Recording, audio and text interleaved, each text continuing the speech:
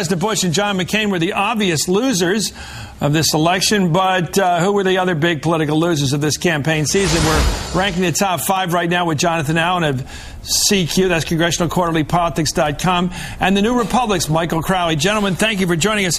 I'm going to start at the bottom. Let's start with number 5, Sarah Palin. It just keeps giving this story, Jonathan, the fact that she didn't want to be prepared for the Katie Couric interview, and obviously it showed. Yeah, you know, Chris, the problem for Sarah Palin with some of these stories coming out now isn't whether she knows which countries are in North America or if she knows the difference between a country and a continent with Africa. It's that we believe them or that they are believable. She showed herself to not really have down all the things you would expect in a vice presidential candidate or certainly a president, and that has put her in a bad position. That said, at the beginning of this campaign, she was known to Ted Stevens, 600,000 Alaskans, some frightened caribou, and now she's recognizable anywhere in America. You know, there's such a unfair distribution of knowledge in this country. You've heard the phrase best informed nobody, Michael. You can also have the least informed somebody. And it seems like there's 330 or 40 out of 350 million people that know that Africa is a continent, and they're not running for vice president, but there's somebody who ran who didn't know that Africa is a continent and that South Africa is a country, and that North America includes Mexico, Canada, and the United States. And we know these things, and it is of no value because we still can't win the nomination for vice president. But somebody who doesn't know the most basic facts of world knowledge is up there looking like a candidate for vice president, speaking rather well as if they do know these things. Well, I mean, I guess you can give anybody a bunch of talking points. And remember, she actually, trained in journalism, so she knows how to basically read a few points on TV. In a way, I would say, by the way, that, somebody who's a loser here is John McCain, whose reputation of all the things that happened in this campaign, nothing damaged McCain's reputation. And the fact that a guy who was so serious about my country first, my service to my country, was willing to entrust the country to this woman who, even if all these stories are not true, was clearly not prepared for that job. So in a way, Palin is the loser here, but McCain really ended up taking a shot for having chosen her, and I think deservedly so. It's been pointed out that even to get a job at McDonald's, you'd have to have 3 interviews to get the job. Let's take a look at Joe Lieberman here right now. Joe Lieberman, I think this is more of a mixed bag depending on your point of view. If you're something of a hawk, you might say, good for you, Joe. He spoke at the Republican convention. He broke party ranks. He campaigned almost daily. We watched him on TV almost daily for his friend John McCain. Let me ask you, Jonathan, is he dishonored or simply in a bad place? I mean, I'm not sure it's an easy thing to do a nonpartisan or a non-judgmental judgment on this fellow. I think it's very difficult to do a nonpartisan judgment on him. I think that there are a lot of Democrats who are upset with him. I think that's more true of those outside of the Senate. And the Senate is a place where an individual senator has a lot of power and is sort of needed to build coalitions on any kind of issue. So even if he loses his chairmanship, they're going to have to come to him for votes, and that'll allow Joe Lieberman to continue to be a force in the Senate on any number of issues, including those defense issues on which he falls somewhere in the middle. He's not as conservative as some of the Republicans are, obviously a lot more conservative than a lot of the Democrats.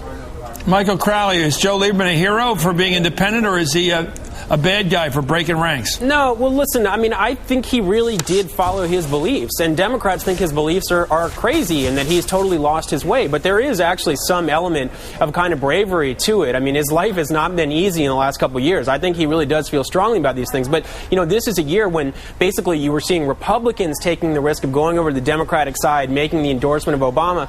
Lieberman's the one guy who goes the other way and just had the rug completely pulled out from under him. I mean, it's got to be terribly awkward for him up in the Capitol now.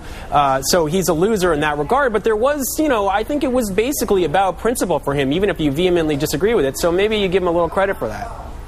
Well, John Dunn was it who said no man is an island, but he may well be one after this is all over. And I think there's something weirdly admirable about a guy who doesn't give a damn what anybody else thinks but himself. We'll think about that. Everybody's going to have an opinion on this one. Coming up at number 3, Senator Elizabeth Dole. She not only was defeated by Kay Hagan, but she also ran that vicious ad accusing Kay Hagan, who's now the senator from North Carolina, and her victor, of being an atheist, godless sort of person, even using a voice by an actor to make it sound like she had said there is no God, and clearly that was all, to be blunt, a lie.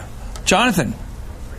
Yeah, Elizabeth Dole proved herself to be a terrible manager of the National Republican Senatorial Committee a couple of years ago, and I think a lot of Republicans saw that she might have trouble winning her own re-election as a result of that. She didn't run a particularly effective campaign. She's originally from North Carolina, but did not spend a lot of time in the state and didn't do the things that you need to win. And at the end, she runs this ad that I think hurt her reputation with a lot of people. The one act probably won't undo the many things that she's done over the course of her career, including being, I think, the secretary of 2 cabinet departments. But certainly Elizabeth Dole looks pretty bad at the end of the day in this. Well, yeah, I think she's got to do something to fix something. Let's take a look at the Bradley effect. This isn't a person. This is an attitude. A lot of us worried that a lot of people, white voters, would go into that voting booth and vote differently than they told the pollsters they would. There's some evidence of that in the past, in the famous Tom Bradley races in California, of course, the Doug Wilder race in Virginia. There wasn't that effect in the Bradley effect in the Harold Ford Jr. race in Tennessee a couple of years ago. What do you make of that, Michael? I'm not sure there's not people that do that, but bottom line, it didn't have the impact that thought might have had. Yeah, I mean, Chris, this is a little bit of a mixed bag. As my first reaction is I want to say, this seems like a really nice thing. On the other hand, it does seem pretty clear from anecdotal evidence, a lot of reporting, and some of the polls you saw that people based their vote on race. They were just honest about it. So we've removed some of the dishonesty from the racial debate. I guess that's some kind of improvement. We don't have people lying anymore about their intentions.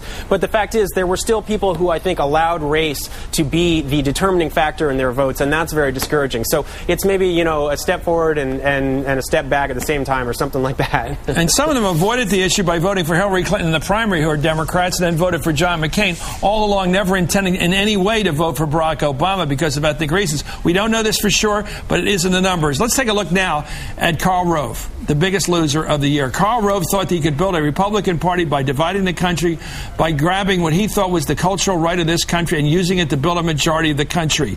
That this would be a permanent Republican majority based upon division, by harsh choices that people had to choose between being patriotic or not, being for wars or not, being with the cultural values of the right or not. Jonathan, it looks like that's not the case. We don't have a country driven by cultural values and hawkish views of the right now. I've talked to a lot of Republicans in the last couple of days about what's been going wrong with the Republican Party and how they're going to dig themselves out. And what I keep hearing over and over again is the Republican Party is not concentrated enough on economic issues, on solving people's problems, on applying conservative principles to the basic modern issues that people are facing, and instead have spent so much time on these cultural issues that when Barack Obama went out and made an argument and put together a comprehensive economic plan, he had a plan, and that the Republicans didn't have a counter to that for solving people's problems, and that was a big problem for Republicans on Election Day this year, and maybe going forward if they can't figure out a way to right the ship. Michael, in a way, the dramatic defeat of Rick Santorum in Pennsylvania 2 years ago must have been a early indicator, a leading indicator of this to come, that people just don't like that kind of politics.